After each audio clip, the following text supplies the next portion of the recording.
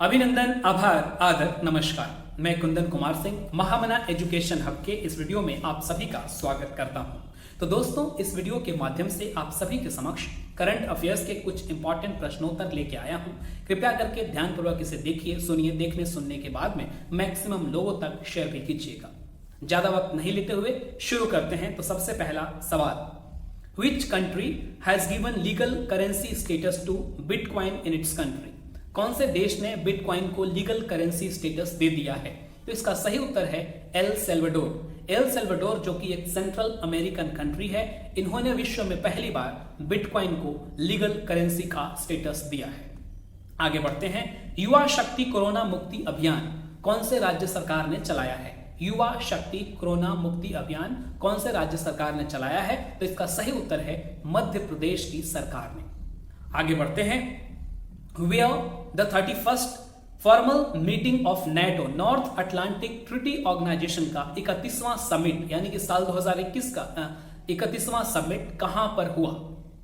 तो इसका सही उत्तर है बेल्जियम में। बेल्जियम के ब्रुसेल्स में नेटो यानी कि नॉर्थ अटलांटिक ट्रीटी ऑर्गेनाइजेशन, आपकी जानकारी के लिए बता दूं कि इसके टोटल 30 मेंबर्स हैं, 28 यूरोपियन कंट्रीज हैं और 2 अमेरिकन कंट्रीज हैं, और इसका काम है अटलांटिक रीजन में सेफ्टी एंड सिक्योरिटी बनाए रखना। तो इनका 31वां जो समिट हुआ, जो कि 14 जून 2021 को हुआ, वो हुआ बेल्जियम के ब्रुसेल्स में।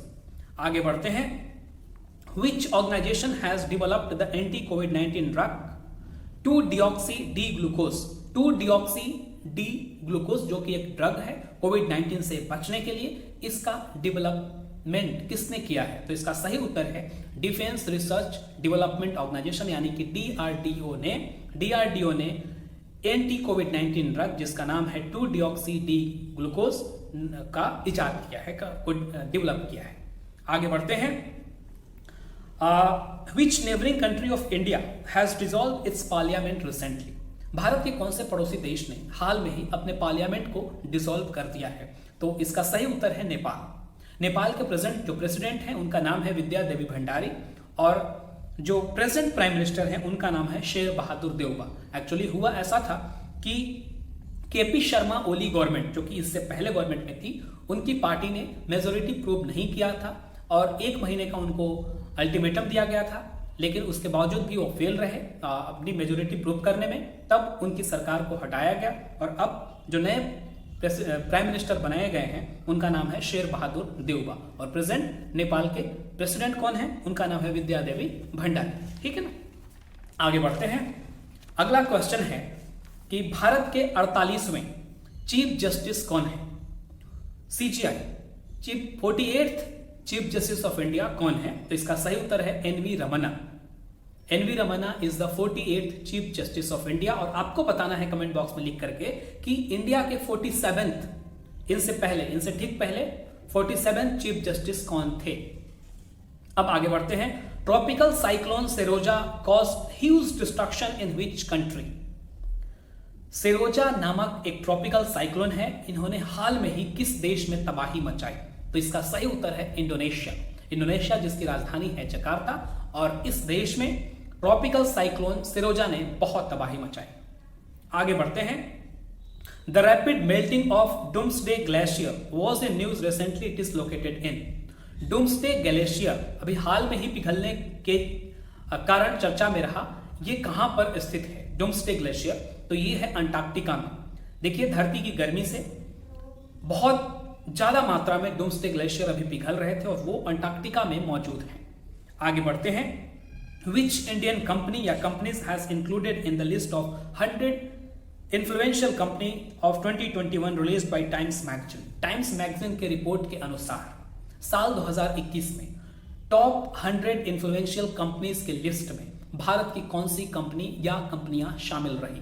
तो इसका सही उत्तर है रिलायंस का जियो और बाइजूस जो कि एक एडटेक कंपनी है, और रिलायंस जियो जो कि एक टेलीकम्युनिकेशन कंपनी है। इन दोनों को टॉप 100 लिस्ट में टाइम्स मैगजीन के शामिल किया गया है। आगे बढ़ते हैं। भारत के कौन से राज्य सरकार ने वर्ल्ड फूड प्रोग्राम के साथ मिलकर के एक टाई अप किया है अपने न्यूट्रिशन सिक्योरिटी के लिए? तो वर्ल्ड फूड प्रोग्राम के साथ में मिलकर ओडिशा गवर्नमेंट ने फूड सिक्योरिटी के लिए अपना टाई अप किया है। और आपको कमेंट बॉक्स में लिख के बताना है कि ओडिशा के प्रेजेंट मुख्यमंत्री और गवर्नर यानी कि राज्यपाल कौन है। ओडिशा के राज्यपाल और मुख्यमंत्री कौन है, आपको कमेंट बॉक्स में लिख करके बताना है। आगे बढ़ते हैं। With which country ISRO Indian Space Research Organisation has announced to launch LUPEX moon mission 2024। भारत के स्पेस एजेंसी इसरो ने किस देश के स्पेस एजेंसी के साथ मिलकर के ल्यूपेक्स मून मिशन, जो कि मून पे एक मिशन लॉन्च किया जाएगा साल 2024 तक, किस देश के साथ मिलकर तय किया है? तो ये है जापान के स्पेस एजेंसी के साथ में मिलकर के इसरो ने ल्यूपेक्स मून मिशन 2024 तक लॉन्च करने की घोषणा की है। आगे बढ़ते हैं। On which of the following river India's first नौका लाइब्रेरी वॉज स्टार्टेड। भारत के कौन से नदी में पहली बार नौका लाइब्रेरी यानी कि नाव पे लाइब्रेरी का शुभारंभ किया गया है? तो इसका सही उत्तर है हुगली रिवर में, कोलकाता के हुगली रिवर में पहली बार 500 बुक्स कलेक्शन की लाइब्रेरी शुरू की गई है, जो कि आप 3 भाषाओं में पाएंगे और उसी दौरान पढ़ भी सकते हैं। तो ये बंगाल ट्रांसपोर्ट कॉर्पोरेशन ने लॉन्च किया है। आगे बढ़ते हैं। From where does India's first air taxi service launched. भारत में पहली बार एयर टैक्सी सर्विस कहां पर लॉन्च की गई है? तो ये है हरियाणा के हिसार से चंडीगढ़ तक। हरियाणा के हिसार से चंडीगढ़ तक भारत में पहली बार फर्स्ट एयर टैक्सी शुरू की गई। आगे बढ़ते हैं।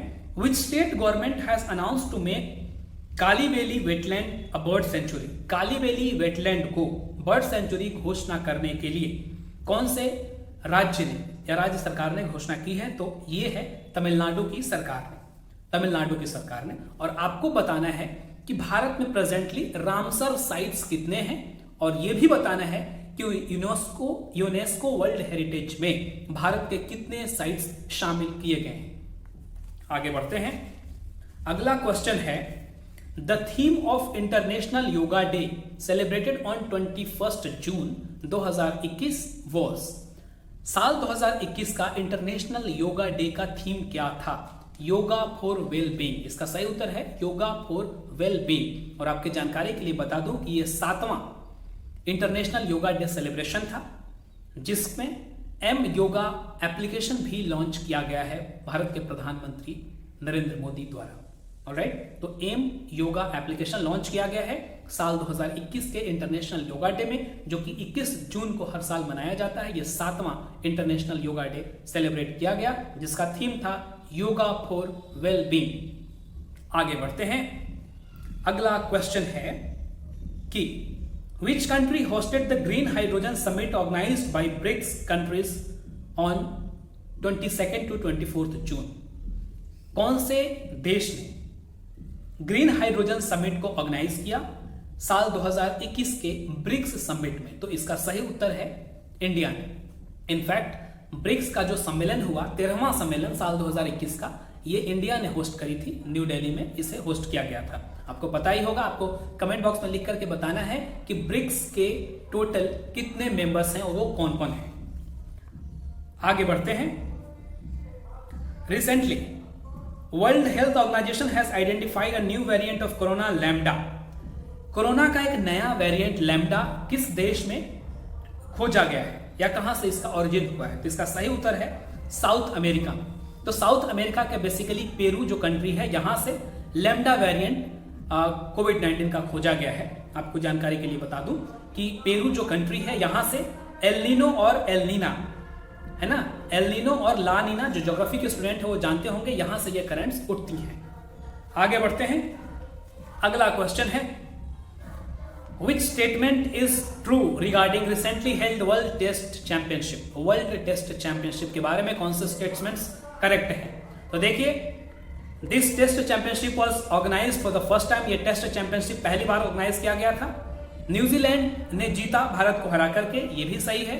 और तीसरा स्टेटमेंट है कि ये ऑर्गेनाइज किया गया था इंग्लैंड के साउथहैम्पटन में। इंग्लैंड के साउथहैम्पटन में ये वर्ल्ड टेस्ट चैंपियनशिप ऑर्गेनाइज किया गया, जिसमें न्यूजीलैंड भारत को हरा करके जीत ली है इस वर्ल्ड कप को, एक तरीके से इस चैंपियनशिप को। और ये पहला टेस्ट चैंपियनशिप था। आगे बढ़ते हैं। इनमें से मिल्खा सिंह के बारे में कौन से कथन सही हैं? देखिए, मिल्खा सिंह को, इनके बारे में थोड़ा निचोड़ बता देता हूं। मिल्खा सिंह को फ्लाइंग सिख कहा जाता है। इन्होंने अपने जीवन में भारत को 3 बार ओलंपिक में रिप्रेजेंट किया। सबसे पहली बार 1956 में मेलबर्न ओलंपिक्स में, इसके बाद 1960 में जो कि रोम ओलंपिक्स था, और इसमें रोम ओलंपिक्स में 1960 में इन्होंने अपने जीवन का बेस्ट परफॉर्मेंस दिया, जिसमें वो 400 मीटर की रेस में 4th पोजीशन को फिनिश किया था। 4th पोजीशन पे रहे थे। मेडल इन्होंने आज तक ओलंपिक में नहीं लिया, और तीसरा इनका ओलंपिक था टोक्यो ओलंपिक साल 1964। इसके बाद मिल्खा सिंह के बारे में बता दूं कि हिंदुस्तान के ये इकलौते एथलीट हैं जिन्होंने 400 मीटर की रेस में एशियन गेम्स में 2 बार गोल्ड मेडल लिया है, और पहला था 1958 में, दूसरा था 1962 में। इनकी जो हाल में मृत्यु हुई है जून 2021 में, कोविड-19 के चलते इनका स्वर्गवास हो गया। और इनका सपना था कि कोई भी भारत का athlete track and field event में भारत को ओलंपिक में गोल्ड दिलाया, जिनका सपना नीरज चोपड़ा ने पूरा किया। In fact javelin thrower Neeraj Chopra bagged gold medal in 2020 Tokyo Olympics. ठीक है ना? तो ये था आज का सवाल प्रश्नोत्तर। उम्मीद है आपको जरूर पसंद आया होगा। कृपया करके ध्यानपूर्वक देखिएगा, सुनिएगा। देखिए, बहुत ज्यादा उम्मीद है कि मिल्खा सिंह के बारे में एक न एक प्रश्न हर एक तरीके के कॉम्पिटिटिव और एंट्रेंस एग्जामिनेशन में पूछे जाएंगे। इसके साथ ही साथ खेलकूद की दुनिया में टेस्ट चैंपियनशिप से रिलेटेड भी पूछे जाएंगे, क्योंकि पहली बार किया गया है, ये पहली बार होस्ट किया गया है, पहली बार ऑर्गेनाइज किया गया है। तो इन सब चीजों को ध्यान में रखिएगा। और जो भी हमने प्रश्न इनमें से सेलेक्ट किए हैं वो काफी प्रश्नों के प्रचलन को देखते हुए किस प्रकार के प्रश्न पूछे जाते हैं, इसलिए जरूर इसे 2 बार 3 बार दोहराइएगा, तो आपके जहन में बिल्कुल अच्छे से याद हो जाएगा, रट जाएगा, और जब एग्जामिनेशन में बैठेंगे तो आप बिल्कुल सही उत्तर सेलेक्ट करके आएंगे। बहुत बहुत धन्यवाद। Kindly share this video to maximum of your extent, और अगर इस चैनल को अभी तक आपने सब्सक्राइब नहीं किया है तो जरूर सब्सक्राइब करें। बहुत बहुत धन्यवाद। All the best. नमस्कार।